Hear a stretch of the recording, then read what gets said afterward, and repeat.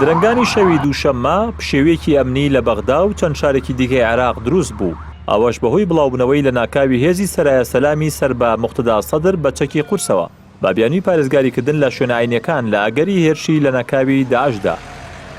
پاشەوەی گروپی سەرایە سەلامی سەر بە موقتدا سەدر ڕایانگەاند زانیاریان بەدەست گەیشتووە کە لە بەغدا و نەجەف و کەربەلا شوێنە پیرۆزەکان دەکرێنە ئامانج و زانیاریان هەیە چەکدارانی داعش و بەعسیە کۆنەکانی عێراق دەیانەوێت ئەو کارە بکەن بۆ هۆیشەوە چەکدارانی ئەو گروپە لەو شارانە بڵاویان پێکرا.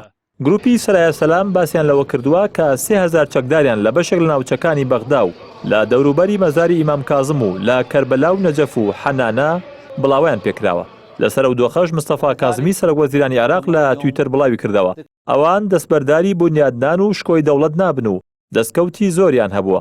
هەڵبژاردنیش هەنگاوێکی نیشتیمانیە و پێویستی بە هەماهەنگی سیاسی و کۆمەڵایەتی هەیە. ئاماژەی بەوە کردووە بنیادنان بە زیادەڕۆیکردنە سەر پیرۆزی ئاینی و نیشتیمانیەکان و لێدان لە دامەزراوەکان و ڕێگەگرتن ناکرێت و وەک حکوومەت چاوپۆشی لە زیادەڕۆکان ناکەن. بەشێک لە چاودێرانی عێراق پێیان وایە ئەو جموجۆڵەی ئەم دوایی هێزەکانی سەر بە موقتدا سەدر پێشرکاری یاساییە و لێدانە لە شکۆ و ڕۆڵی سوپای عێراق و تەواوی هێزە ئەمنیەکانی دیکە. سەرەتای دروستبوونی هێزی سەرایە سەلام دەگەڕێتەوە بۆ کاتی ڕووخانی ڕژێمی بەعس لە ساڵی 2003دا.